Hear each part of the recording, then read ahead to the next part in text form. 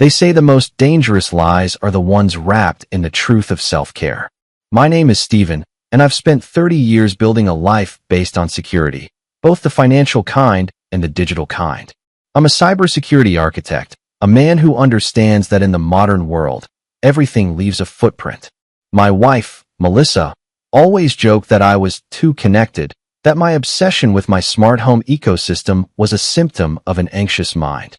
She wanted simplicity, zen, and space to breathe. That's why, when she told me she needed a solo weekend at the Serenity Springs Spa to reset her energy and save our marriage from a dry patch, I didn't question it. I encouraged it. I even kissed her goodbye, watching her drive away in her white SUV, headed for the mountains. Or so I thought. 2 hours after she left, I was sitting in my home office when my left index finger began to vibrate. It was a subtle, rhythmic haptic pulse from my Titan X smart ring. It's a custom piece of hardware I designed, linked to high-frequency RFID tags embedded in the lining of my most prized possessions. It's not just a gadget, it's a silent guardian. The notification on my monitor made my blood run cold. Asset 01, Omega Seamaster, perimeter breach. Asset 04, family signet rings, perimeter breach. My safe, the one hidden behind the false panel in the library, hadn't been opened with the code. It had been bypassed using the emergency physical key, a key that only 2 people in the world possessed. I didn't panic. I'm a man of data. I opened the GPS tracking interface linked to the microtags. Melissa's phone was indeed showing her location at the Serenity Springs Spa, a clever trick, likely achieved by leaving her primary device in a locker there or using a GPS spoofer. But the rings and the watch, they were moving in the opposite direction. They were currently traveling at 60 miles per hour toward the Diamond District in the city. I felt a hollow sensation in my chest, a sudden, violent realization that the woman I had shared my bed with for 20 years wasn't just unhappy. She was a thief. She wasn't at a spa to find peace. She was in the city to find a payout. Those rings weren't just gold. They were my grandfather's legacy. That watch was the first thing I bought with my first major bonus. They were pieces of my history, and she was treating them like scrap metal. I watched the glowing red dots on the map. They weren't heading for a high-end auction house or a reputable jeweler. They stopped at a location that made my skin crawl. Big AL's Quick Cash Pawn and Loan. It was a place of desperation, a place where valuables went to die and where questions were rarely asked as long as the price was right. So, that's the game, Melissa. I whispered into the quiet of my office. My mind, usually a fortress of logic, was screaming with a sense of betrayal that no firewall could block. She thought she was being smart. She thought she could disappear into a Zen cloud and emerge with a secret bank account, leaving me with a hollow safe and a hollow marriage. She forgot one thing. I don't just secure homes. I secure outcomes.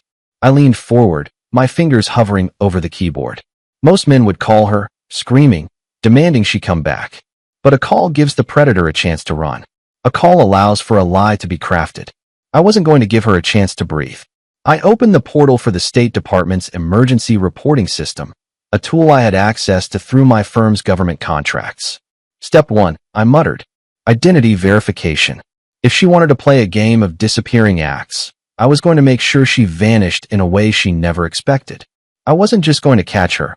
I was going to dismantle the very ground she stood on while she was standing at that pawn shop counter. I could see her through the shop's public-facing security camera, a low-res feed I'd bypassed in seconds. She was standing there, looking over her shoulder, clutching her designer handbag, waiting for the clerk to give her the cash for my life's work. She looked nervous. She should have been terrified. The low-resolution feed from Big AL's flickered on my center monitor, showing Melissa leaning over the glass counter. She was tapping her foot, a nervous habit she'd had since the day I met her. She was pulling the Omega Seamaster out of its velvet pouch, sliding it across the counter as if it were a piece of trash. I could see the pawn shop clerk, a man with a thick neck and a cynical expression, magnifying the watch, his loupe pressed to his eye. He was looking for the serial numbers. Little did he know, he was looking at a beacon that was currently broadcasting its location to every local precinct in a 5-mile radius. You want simplicity, Melissa? Let's make things very simple, I said, my voice barely a shadow in the room. My first move was surgical. I accessed our shared digital vault. Melissa had always been lax with her passwords, usually some variation of our wedding date. Within seconds, I was inside her government ID portal. Using my administrative override, I flagged her passport and driver's license as stolen/compromised. In the eyes of the state, Melissa was no longer a citizen in good standing. She was a victim of identity theft whose credentials were now hot. Any official scan of her ID would now trigger an immediate red flag detention protocol. But I wasn't done. Melissa had a secondary emergency credit card, one I had provided for her safety. I didn't cancel it.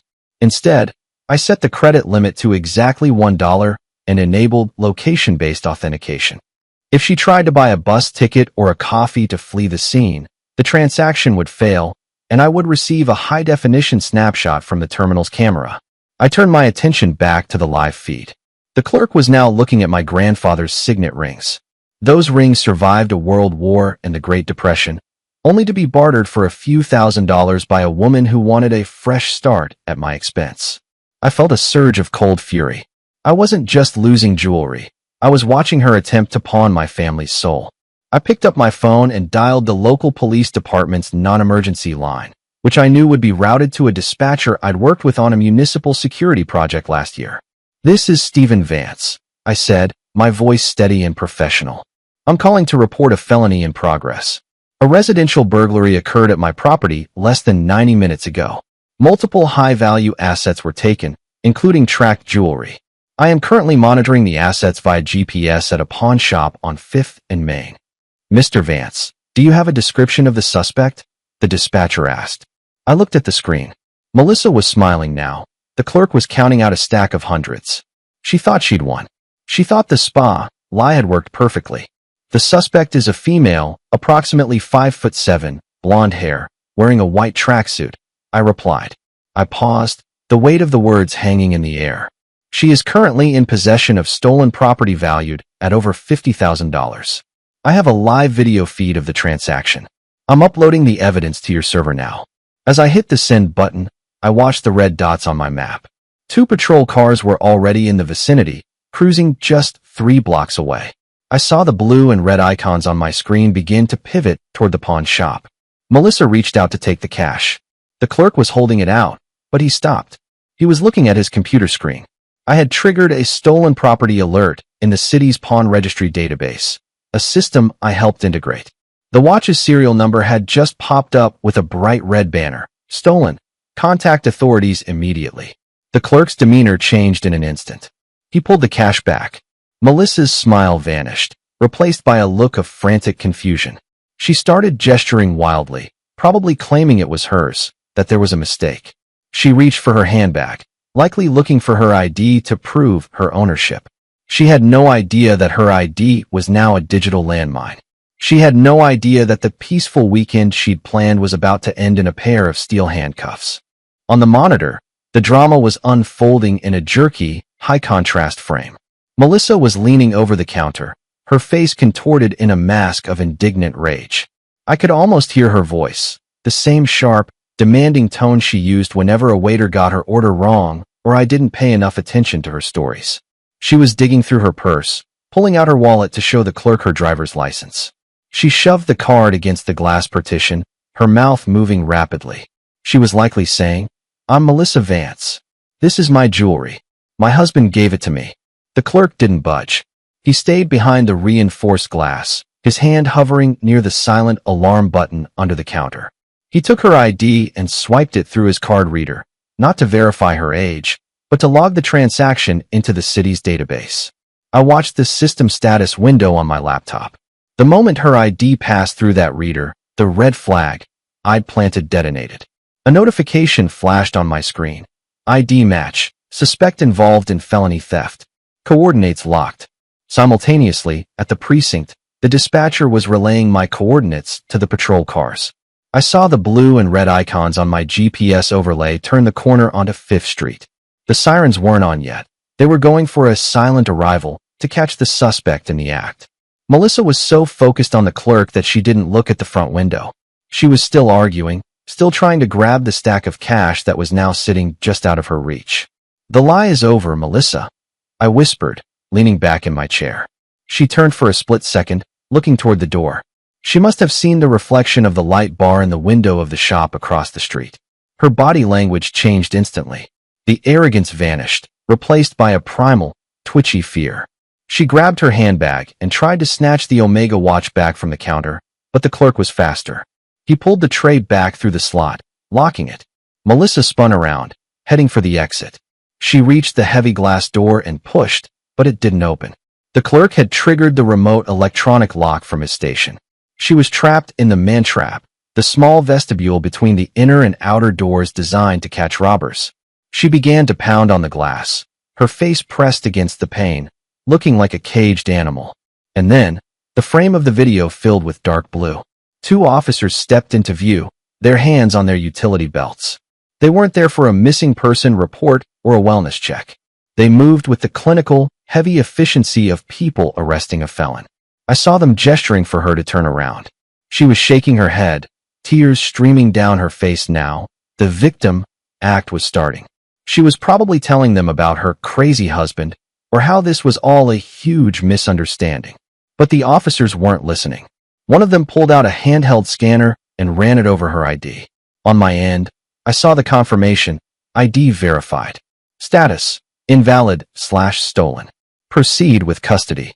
The officer reached for his handcuffs. Melissa collapsed to her knees in the vestibule, her white spa tracksuit looking bright and ridiculous against the dirty floor of the pawn shop. I watched as they pulled her arms behind her back. I watched the steel ratchets click into place. My phone buzzed. It was a text from the emergency card I'd limited to $1. Declined. $45. Uber Technologies. Reason, insufficient funds. She had tried to call a getaway car while the police were literally standing behind her. The desperation was pathetic. I felt no satisfaction, only a cold, grim sense of completion. The data had been processed. The threat had been neutralized. I picked up the phone. It was time for the final conversation. I dialed the pawn shop's public number. The clerk answered on the second ring, his voice sounding breathless. Big ALs, we're currently closed for an emergency. This is Stephen Vance, I interrupted. The man who owns the property the police are currently recovering. Please tell the officer on site that I am on my way to sign the complaint. And tell the woman in the handcuffs. Tell her I hope the spa was worth it. The drive to the precinct was the quietest 30 minutes of my life. The city lights blurred past, a streak of neon and gray, but my mind was focused on the digital trail I had spent the last hour unspooling. You see, when a cybersecurity expert starts digging into his own life, he doesn't just find the dirt. On nafi vis fundament. He finds the whole foundation of lies. When I arrived, the air in the station smelled of burnt coffee and floor wax. I saw Melissa through the thick glass of the processing room. The Zen goddess was gone. Her hair was a mess. Her expensive white tracksuit was stained, and she was hysterically explaining to a stone-faced detective that I was a controlling tech freak who had framed her. I walked into the room, and the detective looked up. Mr. Vance? We recovered the items. The pawn shop clerk confirmed she was attempting to sell them for cash. She claimed she had your permission. I looked at Melissa. She lunged toward the glass, her eyes wide with a mixture of terror and fake affection. Stephen, tell them it was a mistake. I was just getting them appraised for insurance. I wanted us to have extra money for the trip. I didn't say a word. I simply opened my laptop and turned it toward the detective. She didn't need insurance money, detective. She needed a getaway fund. While she was being processed, I ran a deep packet inspection on the spa's Wi-Fi logs. She wasn't alone. She had a companion, a man named Marcus, a former wellness coach with a history of fraud. They'd been planning this for months. She wasn't selling my rings for us. She was selling them to buy 2 one-way tickets to a non-extradition country. The color drained from Melissa's face. The victim mask shattered, leaving behind the cold, hard features of a stranger. I also found the secondary bank account. I continued, my voice flat. The one she opened in her maiden name. She's been slowly siphoning our savings into it, but she couldn't get enough out fast enough because of the daily limits. My family rings were the final bonus to fund her new life. The detective looked at the evidence, the hotel logs, the flight bookings I'd intercepted, and the GPS history that proved she and Marcus had been scouting pawn shops for weeks. This isn't just theft, "Ma'am," the detective said, turning back to Melissa. "This is premeditated grand larceny and conspiracy." Melissa sank into the plastic chair, the reality of the digital cage I'd built finally settling on her. I stood up and closed my laptop. "I've already filed for an emergency annulment and a restraining order," I said. "And since your ID is flagged as stolen and your accounts are frozen for the investigation, you're officially a ghost in the system. Good luck finding a lawyer who accepts peace and energy as payment." I walked out of the station into the cool night air. The Titan X ring on my finger was silent now. The assets were recovered, the threat was neutralized, and for the first time in 20 years, the data in my life was perfectly balanced. Conclusion: the author's perspective. This story is a modern parable about the illusion of privacy and the weight of betrayal. Melissa thought she could use Stephen's own safety net as a cover for her escape, never realizing that in a world of smart devices, every lie has a digital signature. Stephen didn't just protect his property. He protected his dignity by staying one step ahead of a woman who mistook his stability for blindness. It reminds us that while technology can be intrusive in the hands of the wronged, it becomes the ultimate instrument of justice. When you try to pawn someone's soul, don't be surprised when the system logs your every move. What an incredible ending to a high-tech game of cat and mouse. If you enjoyed seeing Stephen use his digital skills to uncover the truth and protect his family legacy, make sure to subscribe to the channel and hit that like button. We bring you stories of smart justice and technological revenge every week. Drop a comment below. Do you think Stephen went too far, or did Melissa get exactly what she deserved? Thanks for watching, and we'll see you in the next one.